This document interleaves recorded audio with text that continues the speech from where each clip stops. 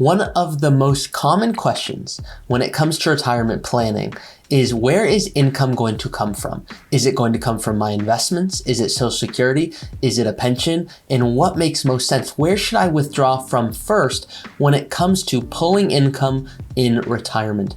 That's the topic for today's video. We're going to explore that in detail, look at a few examples so you can best understand how you can apply it to your individual situation. As a reminder, I'm Ari Taubleib. I'm a financial planner, and I help people retire early, otherwise known as help people understand when they are in a position to be financially free, where if they love working, wonderful, keep on working. If you don't love working, or you want to switch careers, or you said, you know what, I just want to retire and not have to worry about any more additional income, then great. Because you're financially free, what you want is a strategy, a plan to help you achieve those retirement goals. Let's hop into today's video. There's not a right or a wrong way to taking income in retirement. There's a what makes most sense for your situation way. Now, some people like to take an approach from dividends. Other people look at it from a total return perspective. Others look at the Guardrails approach, which you might have heard through podcasts or YouTube videos. And we're going to be exploring all of the different ways and the methods to create income in retirement. Now, before we hop right into these different ways to create income, let's first give an overview of really how you should be viewing income in retirement. Now, when we look at where should income come from in retirement, the first place is to understand what money do you have growing for you. Stocks are traditionally the way that people have their money growing for them. Now, some people use real estate, some people really use any source to create income, but now that you're in retirement, most people have a portfolio, and then they have non-portfolio income sources, things like their pension, things like Social Security, things that do not rely on the market ups and downs to create that income for them. So when we first look at where should income come from, if we're just looking at your portfolio, stocks, the reason you own them is because you expect your money to grow for you. You likely already know that. What you want to know is, what percent of stocks should I be living off of? Should I take from the stock portion of my portfolio? Should I take from the bond portion? What makes most sense? And so just to start, what I like to look at through my retirement planning approach is, if we are looking at stocks, we want to have enough in stocks to make sure we're outpacing inflation. But if we have too much in stocks, well, then all of a sudden we're putting ourselves in a sticky situation where now, let's just pretend a market downturn occurs, and now we need to pull income. Well, the last thing I want you to have to do is have to sell stocks, realize that loss, and that's where the income's coming from. To avoid that, we want to make sure we have enough in conservative investments.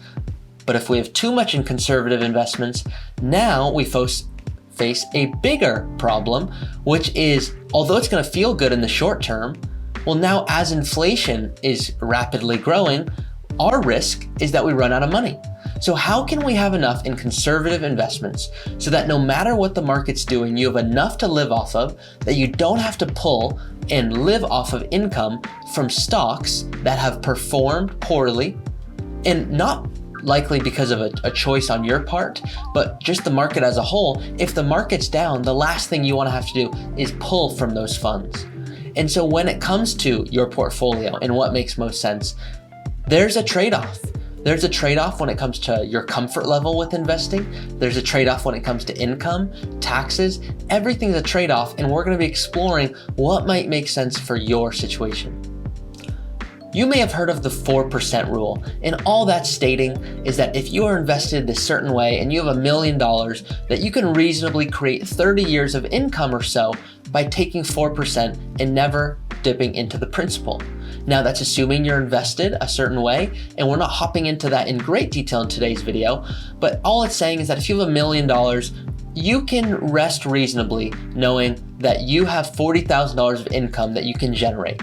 Now, you still may have to pay taxes in order to end up with the $40,000 after taxes. So say it's in an IRA, do you need to generate more like 55 or 60,000 in order to actually have $40,000? Or is it coming from a Roth IRA where you just need $40,000 because it's already been taxed?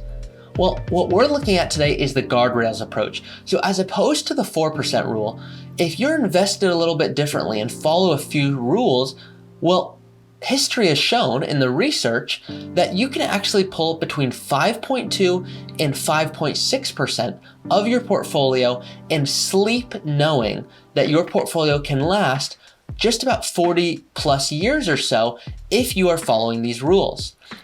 There's 5 rules with this guardrails approach that we're going to walk through.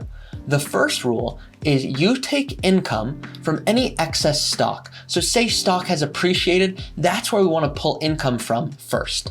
The second rule is if there's no excess stock, we want to pull income from excess in fixed income. So if bonds have gone up, great, let's pull income from there. The third rule is if there's no excess allocation, that's when you pull income from cash.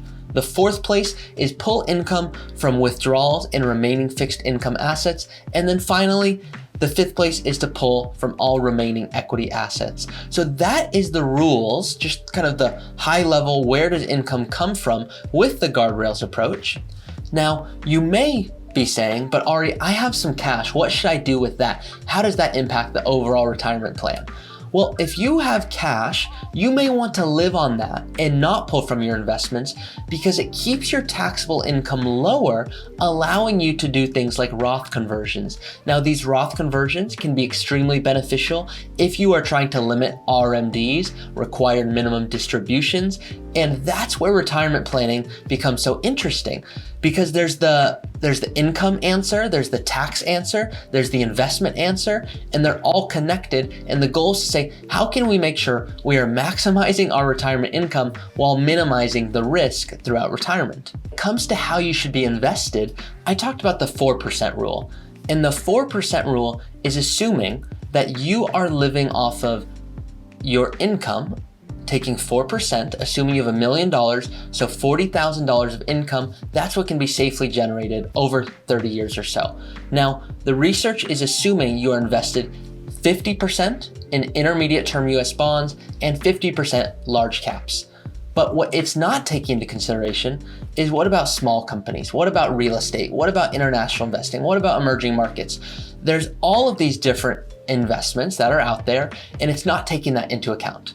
With the guardrails approach, it looks at a few different methods. Now, the first one that it looks at is what if you're invested 50% stocks, 50% bonds, and then it looks at what if you were 65% stocks, 35% bonds, and lastly, what if you were 80% stocks and 20% bonds? How much income could you reasonably create, sleep easy, knowing that your portfolio can generate 40 plus years of income? And so example, if we're looking at the 65% stocks, 35% bonds investment approach, as opposed to just 50% intermediate term US bonds and 50% large cap equities, we say, can we take a deeper dive into that? And so with the 65% stocks, 35% bonds, what we look at is what if cash was 10%, bonds 25%, large cap value 13%, large cap growth 13%, US small cap value 9%, US small cap growth 9%, international stocks 15%, and real estate 6%. Well, the question is, can that create more income? And what we look at is the answer is yes. By diversifying further, it has a few benefits. One, you're getting additional exposure. So should the markets take a downturn in the large cap equity growth, just for example's sake, can you not touch it and take from other parts of the market that have performed differently so you can live off of that income until the other part of the market has recovered? Hypothetically, if US small companies are not performing as well, can we not touch those and instead look at our international investments to pull from? And so it allows you to have different ways of pulling income because your money is not just in US bonds and large cap US equity companies. So by investing in a more diversified way, it allows for greater flexibility around creating income. The other thing that it really creates is excess return potential. It allows you to grow your money in a way that just being invested in a more narrow and undiversified manner would not allow for. And so when it comes to tax strategy, when it comes to trying to implement things like Roth conversions, as I've talked about in my other videos, it adds that ability and that value because as opposed to having to pull from one asset class, you can determine what makes most sense. Should I convert my intermediate term US bonds, or should I look further and say, does it make sense to convert real estate, where I'm converting a real estate fund, for example, moving it into my Roth IRA, so all of the growth is now in an after-tax account. So there's so many different methods when it comes to real estate versus stock market versus income and taxes and insurance and estate planning. There's a lot to retirement planning. And so we like to start with, where do you plan on pulling income from in retirement? Now, that was a lot in today's topic, in today's video. And so please leave a comment if you find there's one method that's been helpful for you in retirement. If you find that there's a method that I did not discuss today, or an example that you'd like to be seen in more detail in a future video, I'd be happy to work through that further. So as always, this is the work that I do. I am a retirement planning specialist, and I love helping people to do this. If this is of any interest, you can always go to our website, rootfinancialpartners.com. You can fill out and apply to work with us to see how we work with people just like you.